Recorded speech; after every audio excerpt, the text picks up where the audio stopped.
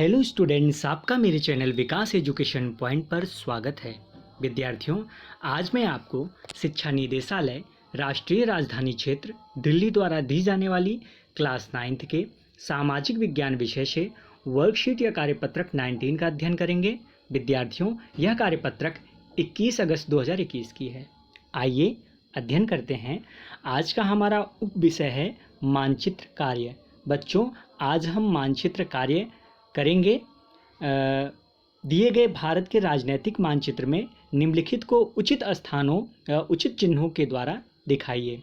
तो आइए, नीचे कुछ प्लेसेस दिए गए हैं, इनको नीचे एक मैप भी दिया गया है। इस मैप में जो है इन प्लेसेस को दर्शाते हैं, ठीक है, और इनके बारे में कुछ विस्तार पूर्वक जानते हैं। चलिए, तो प्लेसेस कौन कौन से हैं बच्चों, आइए देखते हैं। केरल है, चंडीगढ़ है, कर्क रेखा, मानक यामोत्तर, अरावली पर्वतमाला, पूर्वी घाट, केटू, अनाईमुंडी, छोटा नागपुर का पठार, मालवा का पठार, कोंका तट और कोरोमंडल तट। तो आइए बच्चों, एक एक करके इन प्लेसेस को इस मैप में दर्शाते हैं और इनके बारे में कुछ जानते हैं। तो सबसे पहला है जो बच्चों, वो है केरल। तो यहाँ पर देखिए, हमने केरल ऑलरेडी पहले से ही यहाँ पर दर्शा रखे हैं। तो ये जो रेड कलर में है, ये है आपका केरल राज्य बच्चों।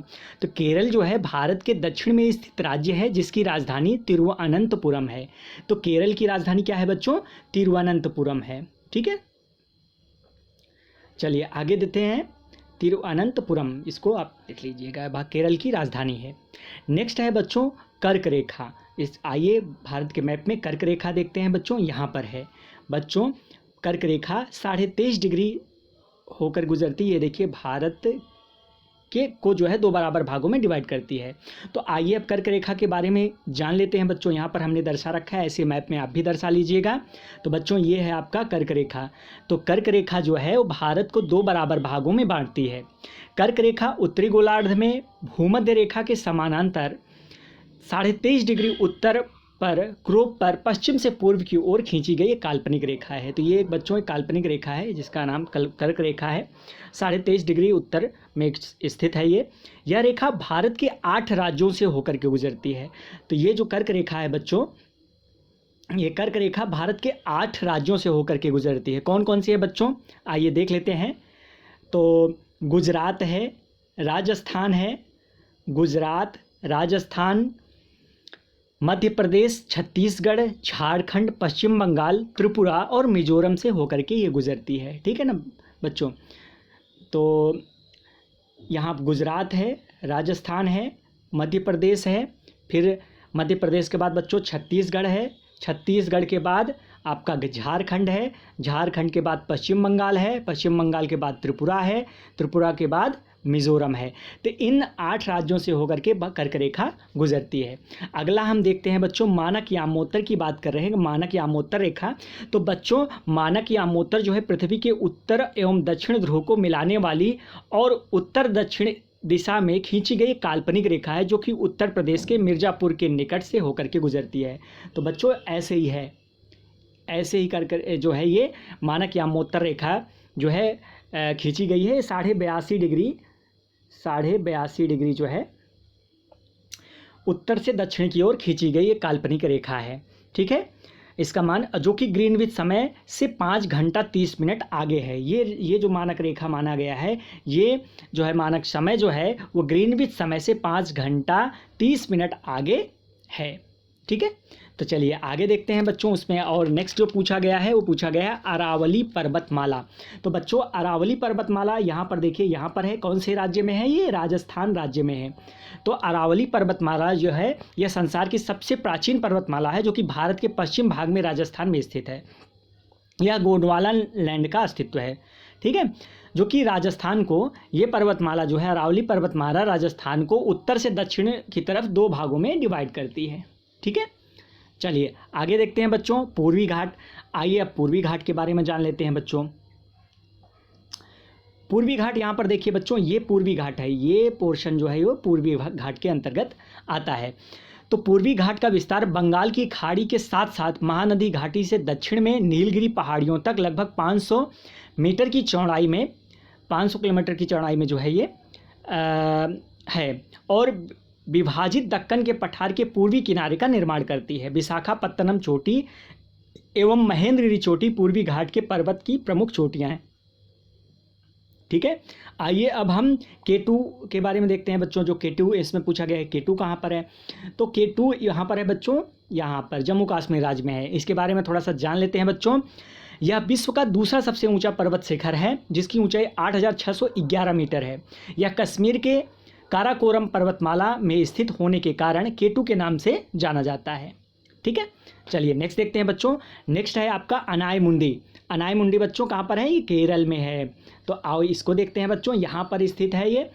तो अनायमुंडी यह भारत के पश्चिमी घाट में स्थित एक पर्वत है। यह नीलगिरी पर्वत श्रृंखला में ही अन्नामलाई पर्वत श्रृंखला में स्थित है, जिसकी सबसे ऊंची चोटी अनायमुंडी है। यह शिखर केरल के प्रसिद्ध इरविकुलम राष्ट्रीय उद्यान में स्थित है। यह केरल के प्रसिद्ध इरविकुलम राष्ट्रीय उद्यान में स्थित है। क्या बच्चों, अनायमुंडी पर्वत। ठीक है, चोटी। आगे देखते हैं बच्चों छोटा नागपुर का पठार।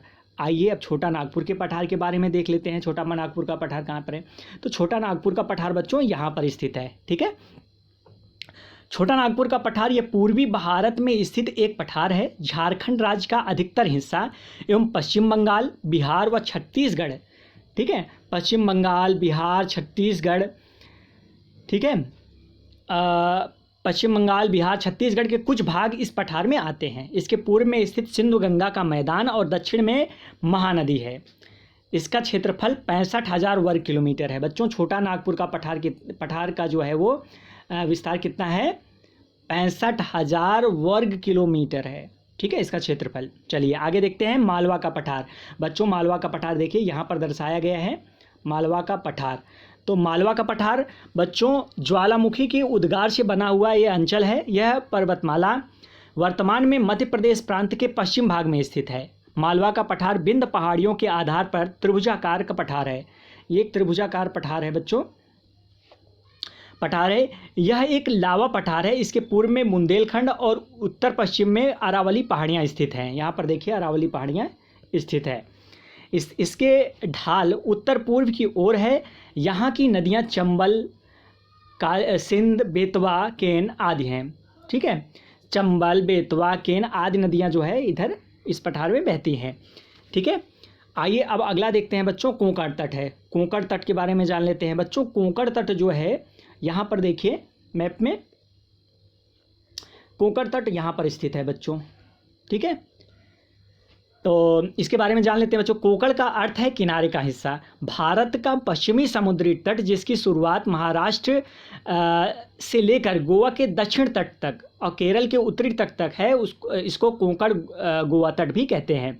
इसकी लंबाई 750 किलोमीटर है, लगभग यहाँ से 750 किलोमीटर है। ठीक है, अगला देखते हैं बच्चों कोरोमंडल तट है। तो यह यहाँ पर देखिए, यहाँ पर कोरोमंडल तट है। यह भारतीय उपमहाद्वीप का दक्षिण पूर्वी तट क्षेत्र है। यह पूर्वी घाट और हिंद महासागर से बंगाल की खाड़ी के बीच स्थित है। तमिलनाडु, आंध्र प्रदेश और पांडिचेरी के केंद्र शासित प्रदेश कोरोमंडल तट का हिस्सा हैं।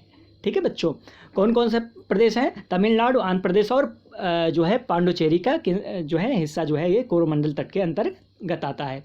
तो ये था आज का हमारा कार्यपत्रक। बच्चों कोविड-19 जैसे महामारी से सुरक्षित रहने के लिए हमें नियमित रूप से अपने हाथों को साबुन और पानी से धुलना चाहिए।